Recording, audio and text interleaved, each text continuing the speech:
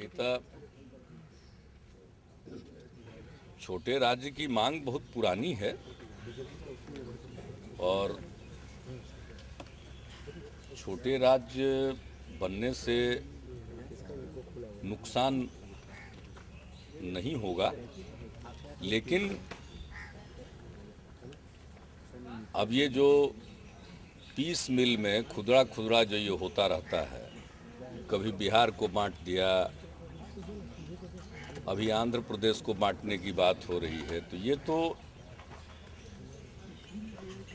खुदरा खुदरा ये करने से क्या फायदा है। एक ही बार फिर से राज्यों के पुनर्गठन के लिए आयोग बन जाए और उस आयोग की अनुशंसा के आधार पर नए सिरे से पुनर्गठन कर दिया जाए पूरे देश में। अब एक जगह करते हैं, कितनी जगह की मांग उठी हुई है।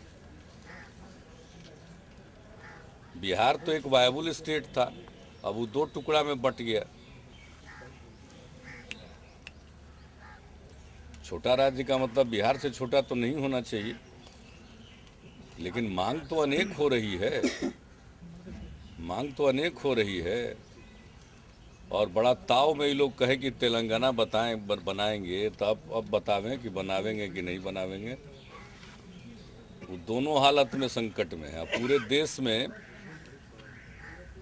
मांग आ गई, हर जगह की, बहुत जगह की मांग आ गई, कुछ जगह की मांग और आ जाएगी, रातों रात आ जाएगी। तो ये तो खुद ही केंद्र सरकार के कारण ही ये बहस छिड़ गई है। अब इसका समाधान ढूंढना उन्हीं का काम है। अब तो लेकिन जहाँ तक सवाल है, अब देख लीजिए ना, एक जगह की बात थोड़ी होगी, अनेक जगह की बात होगी। बिहार से जो मांगे हैं उनके बारे में क्या कहें? सीमांचल, मिथिलांचल, पूर्वांचल, मैंने हर्जा क्या है मांग होने, हर्ज क्या है? हमारी कोई प्रतिक्रिया नहीं है। मांग करने वाले को कोई रोके हुए है मांग करने से? इस पर प्रतिक्रिया क्या देना है? कोई प्रतिक्रिया देने की जरूरत तो है नहीं। तो पूर्वांचल में कुछ बिहार के जिले भी आ रहे हैं, आरा, बक्सर और कई ऐसे जिलों के बारे में। अब जिसको शामिल कर दीजिए, आप कहाँ रहिएगा? सर, ये कोटा में कोटे की बात आई है, उस पर क्या? अरे बिहार में तो पहले ही से पिछड़े वर्गों की सूची में एनेक्सर 1 में भी और एनेक्सर 2 में भी मुस्लिम समाज की कई जातियां हैं, और बिहार में तो पहले ही से मुस्लिम समाज के कई जातियों को जो पिछड़े वर्गों में आते हैं, चाहे वो एनेक्सर 1 में हो या एनेक्सर 2 में हो, दोनों को यहाँ आरक्षण का लाभ मिलता है। अभी जो हम लोगों ने पंचायत में आरक्षण किया, तो अति पिछड़े वर्ग के लिए जो आरक्षण है 20%, उसमें मुस्लिम समाज की कई जातियों के लोग उसमें आते हैं, उन सबों को मिलता है। लेकिन उसे ये पता नहीं चल रहा कि वो क्या कहना चाह रहे हैं, कहना क्या चाह रहे हैं ये पता नहीं चल रहा। उनका प्रस्ताव क्या है, प्रस्ताव पूरे तौर पर सामने आना चाहिए। अन्य राज्यों की बात तो मैं नहीं जानता हूँ, लेकिन इस राज्य के अंदर तो पिछड़े वर्गों की सूची में मुस्लिम समाज के कई जातियाँ, मुस्लिम समाज की कई जातियाँ शामिल हैं और उनको आरक्षण का लाभ मिलता है। लेकिन उनका प्रस्ताव क्या है, उनका प्रस्ताव क्या है, यह अभी स्पष्ट नहीं।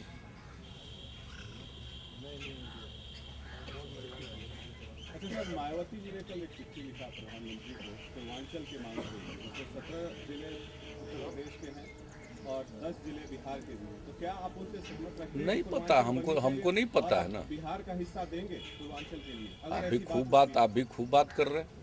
हमको क्या मालूम है किसने क्या चिट्ठी लिखी? अब कल ही आप चिट्ठी लिख दीजिए कि पटना को तमिलनाडु में शामिल करा दिया जाए। तो am I required to comment on these issues? राज्यों का पुनर्गठन कोई मजाक है क्या? जो मजाक रात में उठ करके इन लोगों ने कर दिया और अब परेशानी का सामना करना पड़ रहा है, तो उनके निर्णय का लोग मजाक उड़ा रहे हैं, उनके तरीके का लोग मजाक उड़ा रहे हैं और बुरी तरह केंद्र सरकार फंस गई है। करे न करे इसके अब झंझट में वो फंस गई है क्या? अब इस प्रकार से किसी चीज को रखना, अब तो कभी कोई कुछ कर रख देगा। हमको इसकी जानकारी नहीं है कि बिहार के किसी हिस्से को लेकर के कल होकर के बिहार का कोई नेता चिट्ठी लिख दे कि इतना जिला हमारे ही राज्य में शामिल कर दीजिए, तो ऐसी ही बातें न होती रहेंगी। तो यही सब बातें होती रहेगी। का विरोध भी आप करना नहीं चाहते हैं जो उन्होंने बात नहीं, आप क्यों मैंने जबरदस्ती किसी चीज को उलझाना चाह रहे हैं? जहां तक बिहार का मकसद, हम लोग तो बिहार के बारे में ही बोल सकते हैं। दूसरे राज्यों के बारे में ये तो रीऑर्गेनाइजेशन के लिए बना हुआ प्रावधान है, तो इसलिए तो उसका जवाब हमने दे दिया। अब कल कोई चिट्ठी लिख देगा कि पटना को तमिलनाडु में डाल दीजिए, अब बनारस को बिहार का हिस्सा बना दीजिए, ये तो वैसी ही बातें हैं ना। ये सब कोई इस पर कोई प्रतिक्रिया देने की भी जरूरत क्या है? इस पर कोई प्रतिक्रिया व्यक्त करने की जरूरत है? लोग अपना अपना ख्याल रखे, दूसरे का ख्याल करने की क्या जरूरत है? और केंद्र सरकार ने तेलंगाना का ऐलान कर दिया, तो कितना सीरियस है। आंध्र प्रदेश में जो कुछ भी हो रहा है उसको देखते हुए वो कितना सीरियस है पता चलेगा आगे।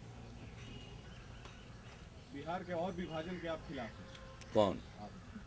करा दीजिए। नहीं, हम नहीं चाहते हैं। आप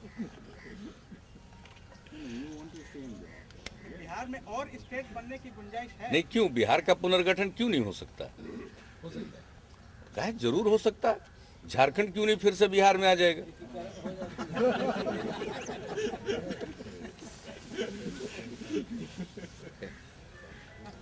क्यों अलग एक पूर्वांचल बनाने की जरूरत है? उसको भी बिहार में शामिल करिए।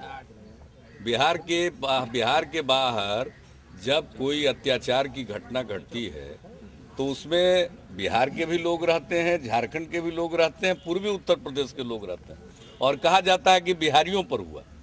तो बिहारी तो एक अम्ब्रेला है, उसमें पूर्वी उत्तर प्रदेश भी है, झारखंड भी है, तो क्यों एक अम्ब्रेला में हो सबको एक जगह ला दीजिए। कौन कौन आएंगे इस छाते में? अभी बता दिया तो आपको। तो कहीं और थे, जगह थे क्या? कोई और जगह थे आप क्या? फिर से आ जाए। थोड़ा एडिटिंग कीजिए। तो आप झारखंड को फिर से लेने के पक्ष में? क्या आप खिलाफ हैं क्या? अरे आजकल ऐसा ही बहस चल रहा है, तो जो मर्जी कर दीजिए भाई। ऐसी ही बहस चल रही है, जो इच्छा वो कर दीजिए। नीतीश जी, आप भी एक चिट्ठी लिख दीजिए कि झारखंड को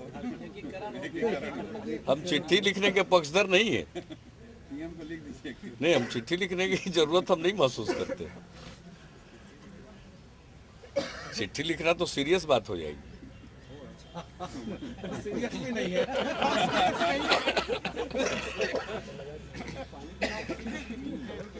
पूरी खबर में पानी डाल दिए।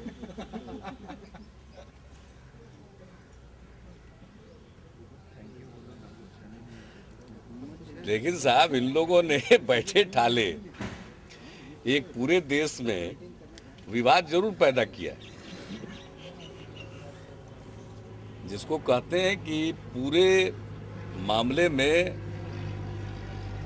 केंद्र की तरफ से मिसहैंडल किया गया है, और उसी का परिणाम है कि आज जिसको जो मर्जी वो एक बयान दे रहा है और जगह जगह पर तरह तरह की मांग हो रही है। अभी कहां तक कौन सा रुख अख्तियार करेगा इसके बारे में आज कुछ कहना मुश्किल। लेकिन अगर सच पूछिए तो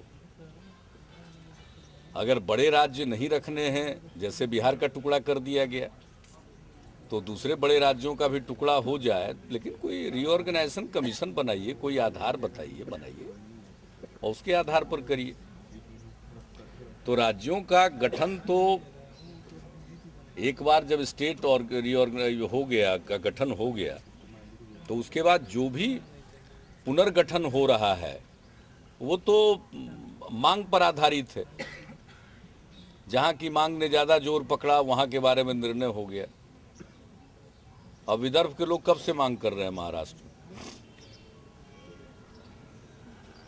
तो अनेक जगहों पर अनेक मांग है। ऐसा कौन सा राज्य है जिसमें 2, 3, 4 रीजन अलग अलग नहीं?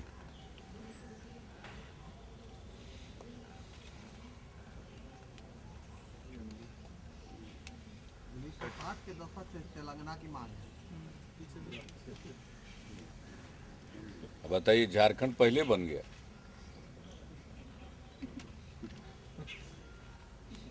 ये बढ़िया है, रीयूनिफिकेशन हो जाए। रीऑर्गेनाइजेशन का मतलब खाली डिवीजन थोड़ी ही होता है, रीयूनिफिकेशन भी मर्जर भी तो हो सकता है। you are favoring merger of Jharkhand. I am favouring reorganisation of states afresh, जिसमें पूरे देश की स्थिति को ध्यान में रखते हुए जितने राज्य बनाने हों, संख्या बढ़ाना हो घटाना हो कर लीजिए। वैसे केंद्र सरकार का आजकल एटीट्यूड इतना ज़्यादा मतलब एकाधिकार का होता जा रहा है। यूनिटरी अप्रोच जो हम लोगों का फेडरल ढांचा है उस पर रोज रोज आघात करते हैं, तो उसके बाद तो कभी कभी यह भी लगता है कि राज्यों की जरूरत क्या है। जब सब काम केंद्र ही करना चाहता है तो फिर राज्यों की क्या जरूरत है।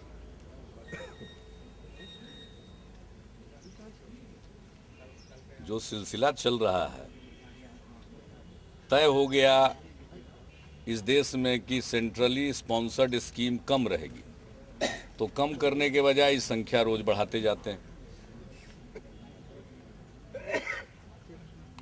हर राज्य की अलग अलग अपनी समस्या है, तो राज्यों को अधिकार मिलना चाहिए था और राज्यों को उस मुताबिक धन मिलना चाहिए था, लेकिन वैसा न होकर लोग केंद्र में ही सब कुछ तय कर योजनाएं बना रहे हैं, चला रहे हैं। इसके बाद जिस ढंग की बात की जाती है, कहा जाता है कि भाई हमारी सरकार बनाइए तो हम मुट्ठी खोलेंगे, तो इसका मतलब है केंद्र मुट्ठी में रखे हुए है और जब मर्जी तब मुट्ठी खोलेगा। उनकी सरकार होगी तो मुट्ठी खोलेंगे और उनके विरोधियों की सरकार होगी तो मुट्ठी बंद कर लेंगे। कोई मतलब तो है नहीं। कांग्रेस का तो वही व्यवहार है कि अभी बहुमत नहीं है इनको खुद का, 200 सीट है और व्यवहार ऐसा कर रहे हैं मानो इनको 2/3 बहुमत हो। अब उसी चक्कर में आनंद फानंद में घोषणा कर दिया, अब पड़े हैं फेर में, करिए घोषणा। तो कभी कभी तो ये लगता है कि अगर सब अधिकार केंद्र को अपने हाथ में ही रखना है तो अभी भी बहस हो जाए कि राज्यों की जरूरत है या नहीं है, एक ही गवर्नमेंट रहे। जो हम लोगों के आज़ादी की लड़ाई लड़ने वाले हमारे जो राष्ट्र नायक थे, पुरखे थे, उन्होंने बहुत सोच समझ करके एक कॉन्स्टिट्यूशन बनाया, फेडरल ढांचा स्वीकार किया और ठीक ढंग से देश चलता रहा। अब कालांतर में लोगों की भूख इतनी जग गई है कि सारी सत्ता, सारा अख्तियार अपने हाथ में कैद करना चाहते हैं।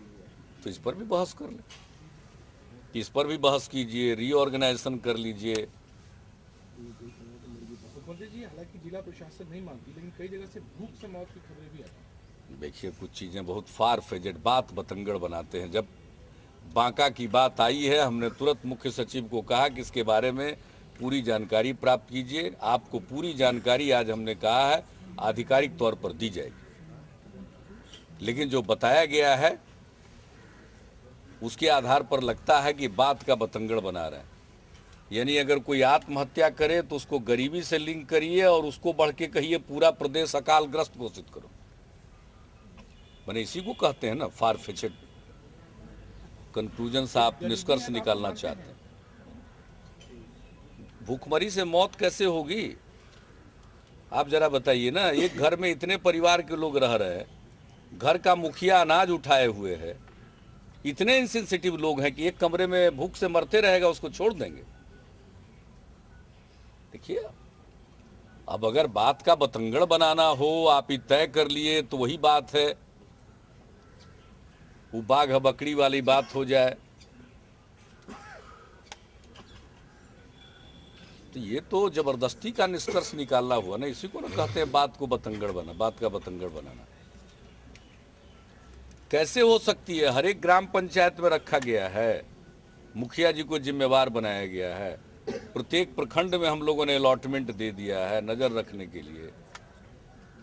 ड्राइव चला करके सब जगह सारी स्कीमों को अब हम लोग लागू करने की कोशिश कर रहे हैं। चारों तरफ अलर्ट है। और आप क्या समझते हैं कि समाज इतना इनसेंसिटिव है क्या हम लोगों का? अभी भी गांव का, टोला का, उसमें सेंसिटिविटी बची हुई है। ये लोग भूल जाते हैं कि क्या गांव में, बगल में, परिवार में ये स्थिति होगी और बगल का आदमी नहीं। इस मामले में तो एक ही घर के अंदर की बात है।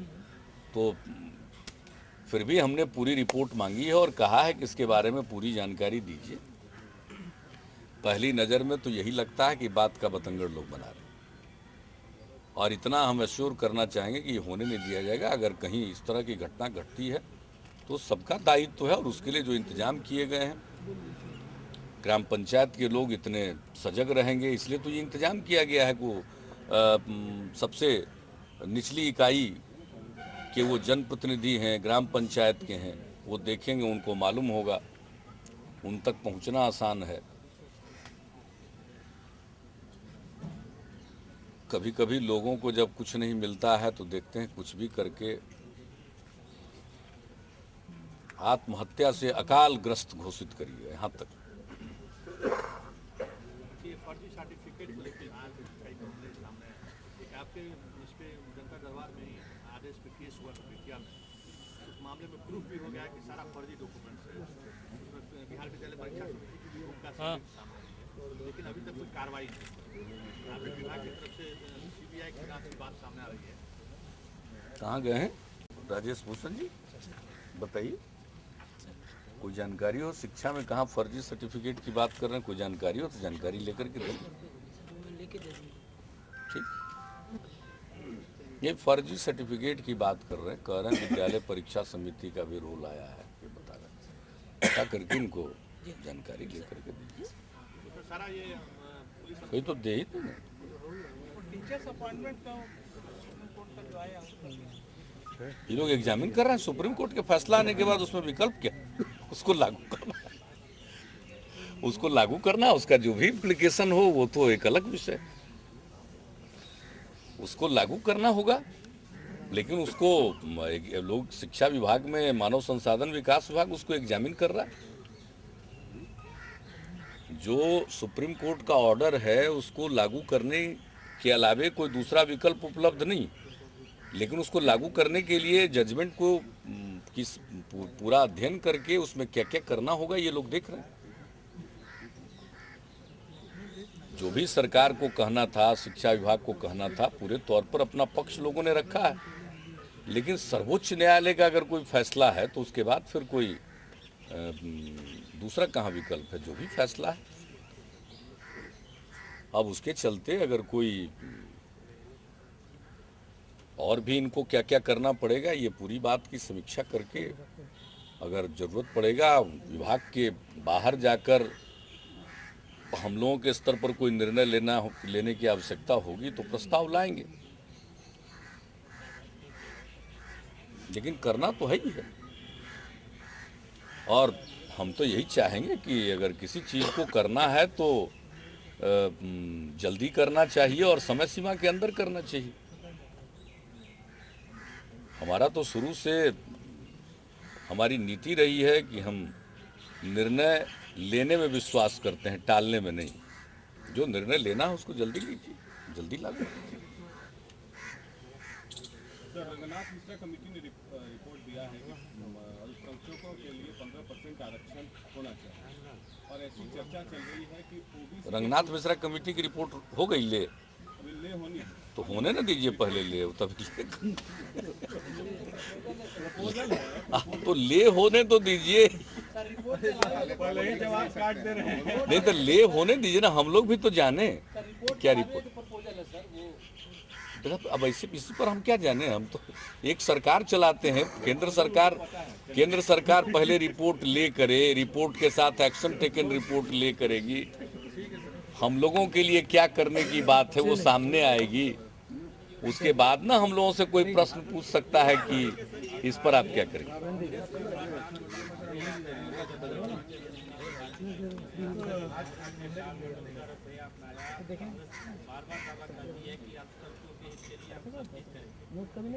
पार्टी के सांसद थे, पार्टी के सांसद थे,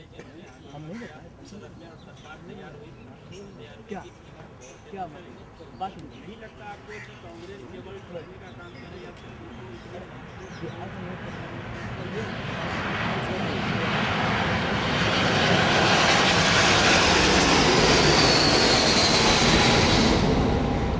अल्पसंख्यकों के कल्याण के मामले में कांग्रेस का ट्रैक रिकॉर्ड बहुत खराब है।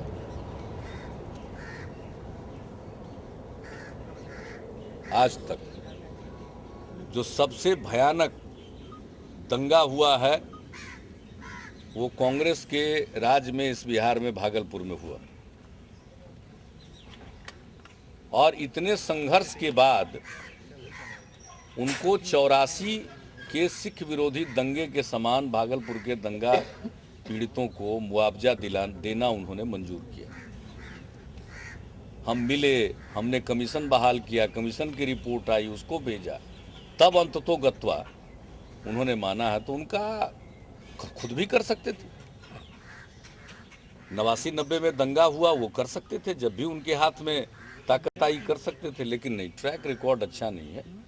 वो किसी चीज़ को करना, अरे 2-4-5 साल में एक आध काम करते हैं, उसी का वो बाजा बजाते हैं। उनको उनका प्रचार तंत्र बहुत तगड़ा है। 4-5 साल के टेनियर में एक आध काम करेंगे और उसी का खूब प्रचार करेंगे, और हम लोग रोज काम करते हैं, उसका ठीक से हम लोग प्रचार नहीं कर पाते हैं, हम लोग तो काम में लगे रहते हैं। यानी आप बताइए, भागलपुर में जिन लोगों के खिलाफ साक्ष्य था, मामले को बंद कर दिया गया, और अब हमारा स्टैंड विंडिकेट हो गया। अब देखिए, कोर्ट से ट्रायल के बाद सजा होने लगी जिनको निर्दोष बनाया गया था, घोषित किया गया था।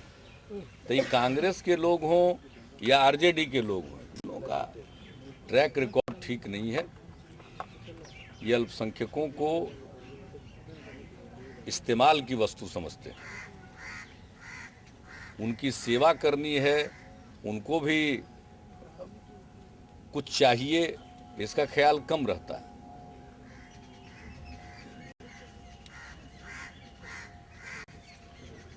शुद्ध मन से अल्पसंख्यकों के कल्याण का काम तो हम ही लोग कर रहे हैं।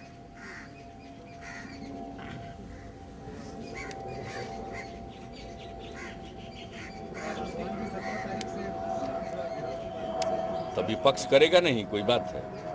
बीच में देखा कि कह दिए कि रोका जा रहा है, तो हमने पूछा कि कौन रोका, तो पता चला कि न गांधी मैदान के लिए दरखास्त दिए है, न कहीं कोई रोक लगा। तो लगता है कि अपने लोगों को थोड़ा उत्साह भरने के लिए सब बात बोलते होंगे।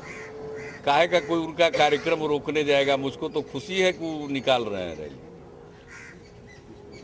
वो समझ रहे होंगे कि बड़ा आक्रोश प्रकट होगा, वो जितना रैली निकालेंगे हमको बड़ा राजनीतिक फायदा होने वाला। तो हम तो और चाहेंगे कि वो करे, तो कर रहे हैं, तो उसमें हमको क्या नुकसान?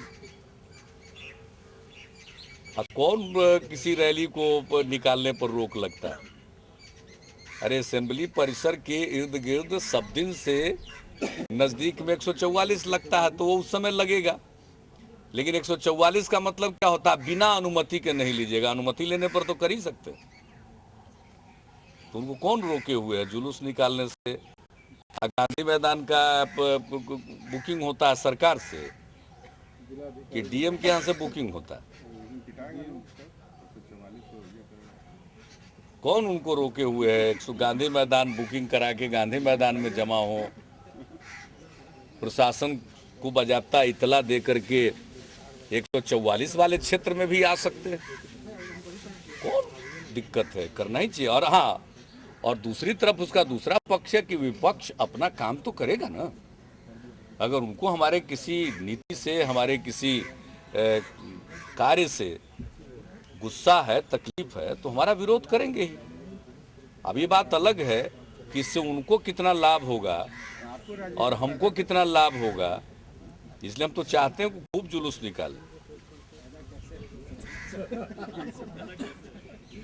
नीतीश जी, आपको कैसे फायदा हो रहा है राजनीतिक लाभ उनके रैली निकालने से?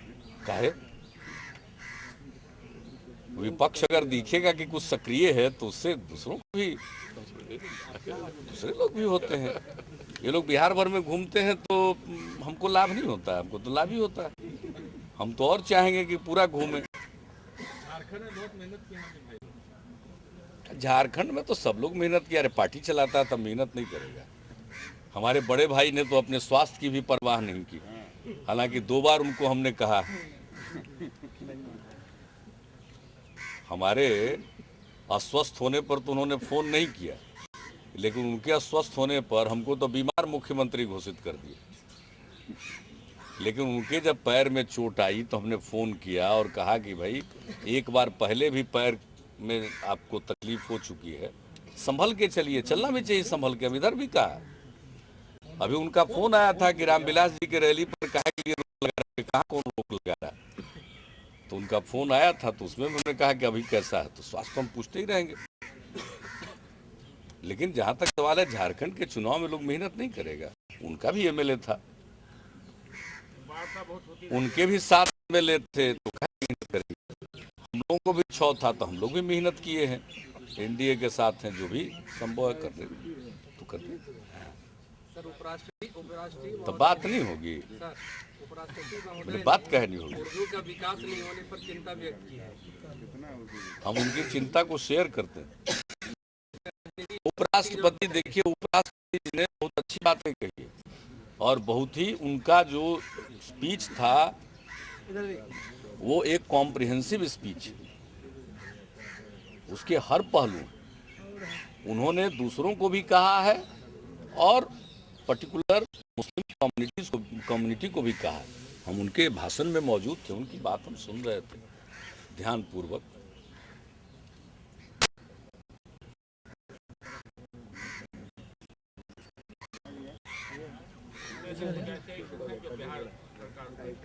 अब बिहार सरकार तो हमेशा तत्पर रहती है। कोई काम छूट गया है तो हम तो इस पर कोशिश करते हैं, जो हम लोगों की कुव्वत है।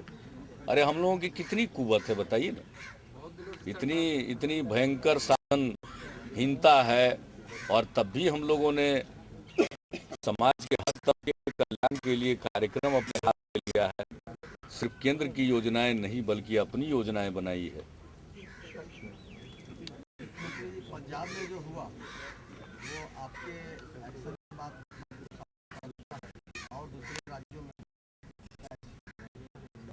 अब कोई घटना घटती है तो घटना घटने के बाद ही जो हम लोगों को उसको रिस्पॉन्ड करना है करते हैं, तत्काल पहल करते हैं। लेकिन जो बात है, देखिए बिहार का डेवलपमेंट बहुत जरूरी है। एक तो सदियों से यहाँ के लोग बाहर प्रवास करते रहे हैं, माइग्रेट करते रहे हैं, वो एक अलग प्रश्न है। और पंजाब और हरियाणा में बिहार के लोगों के बिना थोड़ी वहाँ हरित क्रांति आई है या औद्योगिकरण हुआ है। और बिहार के लोग जाते रहे हैं हर जगह।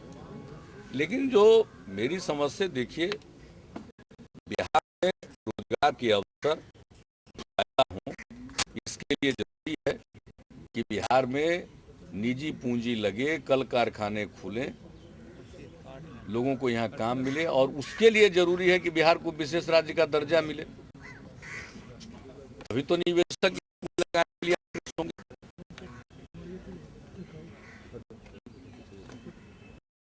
केंद्र को रात में राज्य बनाने का निर्णय लेने का फुर्सत है, लेकिन बिहार का वाजिब जो हक है, वाजिब क्लेम है, उस पर विचार करने का समय नहीं है। और सबसे बड़ी बात है कि पूरे देश का ग्रोथ होना है, तो पूरे देश के ग्रोथ के लिए बिहार को छोड़ करके लक्ष्य को हासिल करेंगे। अब क्या करें, हम लोग बिहार के लोग हैं, जगह जगह अपमानित होते हैं, लेकिन अब लोगों के मन में संकल्प है कि बिहार को बनाएंगे। लोग कर रहे हैं, अब देख रहे हैं कि बिहार की कई सफलता की कहानियां बाहर आ रही हैं। ये लोगों के मन के उमंग को लेकिन बिहार को तो चाहिए, बिहार में पूंजी कैसे लगेगी? हर तरह से क्वालिफाई करता है बिहार। बिहार की तबाही होती है बाढ़ से, उसके अंतर्राष्ट्रीय कारण है। हमारा टैक्स का बेस बहुत सकरा है।